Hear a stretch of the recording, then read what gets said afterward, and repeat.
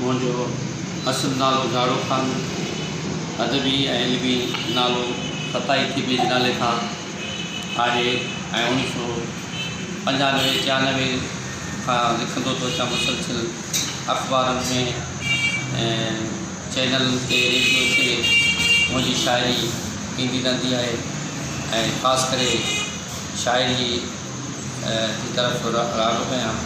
हूअं जेको आहे सो पेशे जे एतबार सां उस्ताद आहियां। पहिरीं लोकल गवर्नमेंट में क्लर्क हुआसीं टाउन कमेटी में, हींअर वरी NTS जे तहत जेको आहे सो JST उस्ताद पढ़ाइनि था, इल्म अदब जी ख़िदमत करे रहिया आहियूं। तव्हांजो किताब छपियल आहे, उन शाइरी जे किताब जो नालो छा आहे? साईं, मुंहिंजो हिकिड़ो किताबु कोन्हे, मुंहिंजा 3 किताब आहिनि। चोथों किताबु अकबर साहब सां गॾु कवि उमरकोट जा में बामिली आहियां ऐं उहो मुंहिंजा 3 किताब आहिनि। पहिरियों किताबु आहे ॿुधायो कजे छा, उन खां पोइ सांझ जे अंज में। टियों किताबु आहे मुल्क चहिरो मुंद जो। ये किताब मुंहिंजा मार्केट में आयल आहिनि। ये शाइरी आहे? जी हा, उहो शाइरी। शाइरी में घणो तिबे आज़माई कहिड़ी सनफ़ ते कई अथऊं? ख़ासि करे ग़ज़ल ते वधीक कयो अथऊं। ग़ज़ल ते नवां तजुर्बा कया आहिनि, जंहिंमें 2 जेके आहिनि घाड़े का सिंध में मूं मुतारिफ़ कराया। हिकिड़ो मोहड़ गज़ल, ॿियो क़ैदी गज़ल, ऐं टियों जेको मुंहिंजो तजुर्बो हो उहो सिंधी शाइरी में इहो मूं तजुर्बो कयो त विदाउट प्रोनाउन जी पोइट्री जेका कई, ऐं जंहिंखे वरी सिंध में जेको आहे चवंदो बेज़मीर शाइरी जे हवाले सां जेको आहे मशहूरु थी, जंहिंमें माना तरतीबाना स्टाइल कोन्हे, ईअं ई जेको आहे सो डायरेक्ट जेका आहे सा कई वञे थी। इज़हार जो तरीक़ो जेको आहे, वे ऑफ एक्सप्रेशन जेको आहे सो निरालो थी पए थो, ऐं उहो मुंहिंजो मुल्क चहिरो मुंद जो किताबु आहे। अॼुकल्ह जेको अदब छपिजे पियो, शाइरी छपिजे पई, उन मां केतिरो मुतमिन आहियो? तमामु बहितरीनु, सुठो लिखंदड़ आहिनि, सुठियूं शयूं छपिजी रहियूं आहिनि। छपाई वारो सिलसिलो रुकियो कोन्हे, उहो मयार आहे किताबनि जो। किताब मुख़्तलिफ़ अचनि था। बाक़ी जेको आहे सो फेसबुक जी दुनिया जूं शयूं ईअं आहिनि, उॾामी वञनि थियूं। ऐं अब्दुल कादिर जुणे जो मरहूम यादि थो अचे त फेसबुक माना आरदी शइ आहे, ऐं सोशल मीडिया वारियूं शयूं जेके आहिनि तमामु उनजी ॼमार न आहे। किताबनि जी वॾी ॼमार आहे ऐं रिसालनि जी वॾी ॼमार आहे। सिंध में जेका सिंधी शाइरी सरजे पई, उन में सिंध जे माण्हुनि जो दर्द महसूसु करियो था, या उहा वक़्तु गुज़ारे जी शाइरी आहे? साईं, दर्द कैफ़ियतूं जेके आहिनि मूंखे ॾाढो ॿई शयूं जेके आहिनि से थियनि पियूं। दर्द पंहिंजी जाइ ते नुमाया नज़र अचनि था। उहे दर्द तकलीफ़ नज़रियाती पंहिंजे इख़्तिलाफ़ माण्हुनि जा आहिनि, उहे बि आहिनि त माण्हुनि जे दर्दनि जो दास्तान शाइरी आहे। ऐं काफ़ी जेके आहिनि जेके बालिग़ शाइर आहिनि, उहे धरतीअ जो इश्क़ु ऐं पंहिंजो इश्क़ु जेको आहे सो रोई रहिया आहिनि। ऐं घणा माण्हू नाबालिग़ आहिनि, पहिरियों लिखूं खणी रहिया आहिनि, उहे जेके आहिनि से सिर्फ़ु पाण ताईं महदूद आहिनि। ऐं ईअं खणी चइजे त ड्राइंग रूम में शाइर आहिनि, उहे पंहिंजो दर्द पंहिंजो पाण पंहिंजी महबूबा जा गिल ऐं चप उनखे वणनि था, उन्हनि ताईं महदूद आहिनि। ऐं धरतीअ जो इश्क़ु उन्हनि जे मन में आई कोन्हे। ऐं उहो सिर्फ़ु इन उहा बग़ावत जेका आहे सा असांजो कंहिं ज़माने में शाइर जेको हूंदो, तरक़ी पसंदि शाइर जेको शेख ऐं ज़ाहिद खे जेको आहे मुखातिब थी करे ऐं गलनि ऐं चपनि जूं ॻाल्हियूं कंदो हो, ऐं उहा जेका आहे शाइरीअ जो असांजो जेको आहे सो नज़रियो त आई कोन्हे। ईअं ई सिर्फ़ु को बि शेख असांजे साम्हूं कोन्हे। हीअं त असांजे साम्हूं देव आहिनि, उन देवनि जे साम्हूं जेको आहे सो असांजी शाइरी जेका आहे सा ड्राइंग रूम थी महसूसु थी रही आहे। के चंद माण्हू आहिनि जेके मज़ामती हवाले सां करे रहिया आहिनि शाइरी। ऐं उन खां पोइ शाइरीअ में हल्का बंदी, धड़ाबंदी थी चुकी आहे, जेका आहे तमामु ख़तरनाक आहे। ऐं राया जेके आहिनि से फेसबुकनि ते माण्हू मिंटूं करे वठनि था ऐं चवनि था त बाबा महिरबानी करे मूंखे कमेंट ॾे ऐं भरपूर कमेंट ॾे, महिरबानी थींदी नवाज़ छुटी तुंहिंजो। ऐं इहा जेका आहे सा हल्का बंदी जेका आहे सा ॾाढी ॾुख ई आहे। असांखे महसूसु थी रहियो आहे, असां महसूसु करे रहिया आहियूं त धड़ाबंदी जो शिकार आहे सिंधी अदब। ऐं तव्हां ॾिसो था त असांजी माउ जेका आहे त सिंधी अदबी संगत केॾी ॾुखोयल आहे। ऐं उन माउ जो पुटु आहियां ऐं मूंखे दर्द महसूसु थींदो आहे। मूंखे डॉक्टर मुश्ताक बि एतिरो अज़ीज़ आहे, एतिरो अहमद सोलंगी आहे, एतिरो डॉक्टर सियाल आहे, एतिरो साईं अदल ऐं अयाज़ गुल आहिनि। पर दुख इहो आहे त सिंधी अदबी संगत खे भाङा जे माण्हू कयो आहे, उनखे असां ऐं तारीख़ कॾहिं माफ़ु न थींदी। मतिलबु इहो आहे त तव्हां सिंधी अदब में सिंधी अदब जो जेको सिरजण आहे उनजो नज़रियाती हुजण वारी राय जा क़ाइल आहियो। बिल्कुलु साईं, नज़रियो त हुअणु खपे। नज़रिए खां सवाइ त शाइरी ईअं अधूरी आहे ऐं शाइर जो आवाज़ ई आहे ऐं शाइर फ़लसफ़ी हूंदा आहिनि ऐं नज़रिया शाइर ॾींदा आहिनि ऐं शाइर जेको आहिनि ते शयूं पेश कंदा आहिनि। असांजो वतन अज़ीज़ जेको आहे सो के शाइर जी तख़लीक़ आहे, अलामा इक़बाल जी तख़लीक़ आहे ऐं उहे ई फ़लसफ़ी आहिनि, उहे ई शाइर आहिनि जेके तव्हांखे इहो ॾींदा था। ऐं जीअं सिंध जो तव्हांखे ख़बर आहे त इहा शइ वाज़े कंदो हलां त सिंध जो नालो बि जेको आहे सो शाइर जो हो, उहो शाइर शेख ख़याल हो, जंहिंजे पहिरियों लफ़्ज़ जेको आहे सो जीअं सिंध। भला छा त कीअं था महसूसु करियो त जेको अदब आहे ऐं जेको शाइरी सरजे पई उहा माण्हू जे मसइलनि ते वधीक थी छपिजे ऐं सरजे थी, या जीअं तव्हां ज़िक्र कयो त ॻाढ़नि गिलनि ऐं ख़ूबसूरत चपनि या रुख़सारनि जे हवाले सां जेका शाइरी आहे उहा वधीक आहे? साईं, असांजो जेको नौजवान जेको आहे उहो उन्हनि शयुनि खे पसंदि करे थो, तमामु घणो पसंदि करे थो रोमान खे।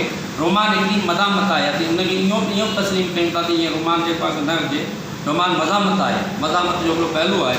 तव्हां ॾिसो न, जिते पाबंदियूं हूंदियूं, जिते सख़्तियूं हूंदियूं, हुसन ते पाबंदियूं हूंदियूं, हुसन ते फ़तवाऊं जारियूं हूंदियूं, हुसन तां पाबंदियूं हूंदियूं, उते त हिकिड़ी मज़ामत ई रोमान आहे ऐं इहा आहे। ऐं उहो माण्हू ज़ाती दर्द महसूसु कयो वञे थो। आम तौर ते मुंहिंजी राय इहा आहे त उहो माण्हू ईअं सम्झनि था त इहो शाइर जो पंहिंजो दर्द आहे, पर हालांकि ईअं कोन हूंदो आहे। काफ़ी असांजा जेके मेच्योर शाइर आहिनि उहे बि रोमांस जी शाइरी करे रहिया आहिनि, पर उन खां अलावा धरती ऐं धरतीअ जो इश्क, वतन जी हुब जेका आहे शाइरी में महसूसु करणु घुरिजे।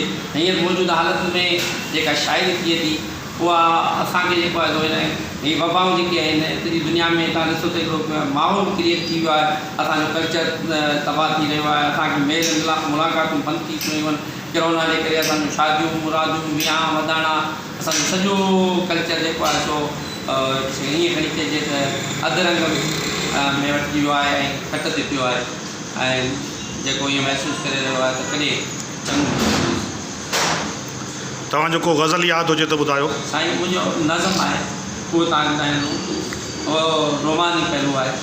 जवानी ॿेर जी टिंगरी न थी आहे न थी सघंदी, जवानी ॿेर जी टिंगरी न थी आहे न थी सघंदी, जवानी ॿेर जी टिंगरी न थी आहे न थी सघंदी, जवानी अर्क मेंदीअ जो न पीतो आहे न पी सघंदी, जवानी को लधल छरड़ो न पातो आहे न पाईंदी, जवानी मींहं जो नूरो न ॻातो आहे न ॻाईंदी, जवानी मींहं जो नूरो न ॻातो आहे न ॻाईंदी, जवानी नीरड़ो आहे गुल गुलाबनि सां गुज़ारींदी, जवानी राग बीजल जो घणनि जा सिर उतारींदी, जवानी रंग रेज़ण आ रंगे थी रूह जा कपिड़ा, जवानी रंग रेज़ण आ रंगे थी रूह जा कपिड़ा, जवानी खे ख़ुदा चवंदे ॿधे थो इश्क ॿई हथड़ा, जवानी छा जवानी आहे, जवानी बेधियानी आहे, जवानी बेधियानी आहे। भला सिंधी नावल ऐं सिंधी कहाणी जेको मुस्तक़बिल नज़र अचे थो अॼुकल्ह छा पियो लिखिजे? सिंधी कहाणी नावल जो आहे वजूद मौजूदु, या उहो जेको अॻे सिलसिलो हुयो उहो रुकिजी वियो आहे? न साईं, असांजा काफ़ी लिखंदड़ आहिनि, सुठो लिखी रहिया आहिनि, नावल सुठा अचनि था ऐं कहाणी सुठी सिखी रही आहे। तमामु बहितरीनु कहाणीकार असां वटि मौजूदु आहिनि। असांजे हिन ज़िले उमरकोट में 2 कहाणीकार आहिनि, हिकिड़ो लाल सामारी हुनजो आहे पीड़ाउनि जो पंधु, ऐं ओजागनि जो अंत आहे जाफ़र शाहणी साहब जो आयो आहे। ॿई सुठा कहाणीकार आहिनि। जॾहिं त असांजो पहिरियों कहाणीकार हिन ई ज़िले जो हो, तमामु वैरागी खां पोइ लावतन सूमरो साहब, लावतन सूमरे जो कहाणीकार हो, ड्रामा राइटर हो, तमामु घणो हुन जेको आहे जो ड्रामा लिखिया, फिल्मूं लिखियूं, गाना बि लिखिया, शाइर हो। पर हीअ 2 नौजवान जेके आहिनि सुठी कहाणी लिखी असांजे ज़िले जे हवाले सां। ऐं साईं अली मोहम्मद शाह आजिज़ साहब जूं कहाणियूं आहिनि ऐं काफ़ी उन्हनि कहाणियूं लिखियूं। असांजो दोस्त अशरफ अली, उहो अकबर अली, उन्हनि जूं कहाणियूं उन्हनि जा सुठो, पर उहो वरी कहाणी खां हटी करे शाइरी जे तरफ़ अची विया, हाणे कहाणी कोन था लिखनि। त तमामु घणो असांजो अमीन रिंद उहो कहाणीकार हो। पर सिंध जी मजबूरी तौर ते जेके ॾिसूं त सिंध में अहिड़ा कहाणीकार मौजूदु आहिनि जिन खे वटि हिकिड़ो आर्ट आहे। हुन में असांजो साईं उबैद राशिदी जहिड़ो कहाणीकार मौजूदु आहे। ऐं इन खां मुंहिंजे साईं जेको आहे सो काफ़ी ॿिया दोस्त आहिनि जेके मज़ामती अंदाज़ सां लिखनि पिया। वफ़ा साले राजपर आहे, उहो सुठो कहाणीकार आहे। परवेज़ कहाणीकार बहितरीनु कहाणीकार आहे, उहो लिखी रहियो आहे। ऐं इन अहिड़े हवाले सां नावल बि असांजा अचनि था, जीअं अनवर बलोच साहब जा नावल जेके आहिनि से क़ाबिल तारीफ़ आहिनि। काफ़ी जेको आहे सो तारीख़ी नावल बि अचनि पिया, त रोमानवी नावल बि अचनि पिया। असांजे जेको आहे सो वक़्त जे हवाले सां, कराची जे हवाले सां असांजे दोस्त ज़ाहिद राजपर साहिब जो कलाच, उहो तव्हांखे चइजे त ज़िंदगीअ खे हिकिड़नि या ॿिनि जुमलनि में बयानु करियो, ज़िंदगी छा आहे, त तव्हां कीअं बयानु कंदो? ऐं मुंहिंजो उस्ताद मोहतरम वफ़ा नातन साहिब जो शेर पढ़ंदुसि। तव्हांखे यादि हूंदो त वफ़ा साहिबु चंद साहनि जी कश्मकश आहे वफ़ा, जे पुछो था ज़िंदगीअ जे बारे में। वरी ॿुधायो। चंद साहनि जी कश्मकश आहे वफ़ा, जे पुछो था ज़िंदगीअ जे बारे में। जे तव्हांखे चइजे त दर्द खे बि ॿिनि जुमलनि खे बयानु कयो, दर्द छा आहे, तव्हां छा चवंदो? ऐं वरी उस्ताद बुखारी जे दर्द पोइ बि दर्द रहियो, सुबुह पढ़ियमि उबतो पढ़ियमि। बतौर शाइर तव्हांखे कहिड़ो पैर वधीक वणंदो आहे? साईं सभिनी पैर सोन आहिनि, पर ख़ासि करे सुबुह ॾाढो वणंदो आहे। सुबुह जा किरणा ऐं सुबुह जो मंज़र ऐं सुबुह जो लातियूं, सुबुह जा राग पखियुनि जो मौसीक़ियूं ॾाढियूं वणंदियूं आहिनि। तव्हांजो को शेर आहे सुबुह जे हवाले सां, यादि आहे तव्हांखे? साईं सुबुह जो शेर मूंखे यादि नथो अचे, पर सुबुह जे हवाले सां काफ़ी आहे। शाइर ख़ुशबू छा ऐं गुल जा बि हैराक हूंदा आहिनि। बिल्कुलु। तव्हांखे कहिड़ो गुल थो वणे, कहिड़ी ख़ुशबू थी वणे? गुलाबी गुल तमामु बहितरीनु आहे। गुलाब अक्सर जेको आहे माण्हुनि जे घोर ते ऐं उन्हनि जे वरखा जे लाइ बि इस्तेमालु थींदो आहे, त साॻे वक़्त ते उन जे मर्तीअ ते बि इस्तेमालु थींदो आहे। मुंहिंजो हिकिड़ो शेर आहे, तोखे जे न अचनि रखिजा ॻाढ़ा गुल। जी? तोखे जे न अचनि रखिजा ॻाढ़ा गुल, पढ़ंदा पाणी कुल मुंहिंजे तुरबत ते। वाह, भला छा था महसूसु कयो त हीअ ज़िंदगी जेका आहे, तव्हां शाइरी कंदे हेतिरो वक़्तु गुज़ारियो आहे, उदासी जे लम्हे में छा महसूसु कंदा आहियो? साईं उदासी असां के शाइरी जेको आहे सो ज़िंदा दिलि रहणु सेखारियो आहे। असां पंहिंजा दर्द ऐं धरती जा दर्द शाइरी में ॻाए जवान थी वेंदा आहियूं, ऐं असां पंहिंजा दर्द जेके आहिनि दीवारनि जीअं छॾे छॾींदा आहियूं। उमरकोट जी तारीख़ ऐं सकाफ़त ते तो को कमु थींदे नज़र अचे थो? साईं तमामु घणो असांजे उमरकोट जो DC हो जे हींअर मौजूदु आहे असांजो मोहतरम साईं पल्लीगारी साहब, सेक्रेटरी कल्चर डिपार्टमेंट आहिनि, उन्हनि तमामु घणो कमु कयो। उन खां पोइ असांजा दोस्त सामी समाज सुजाग संगत वारा दोस्त तमामु घणो, गिरोड़ी लाइब्रेरी वारा बि तमामु घणो कोशिशि ॾिनी आहिनि, उहे करे रहिया आहिनि।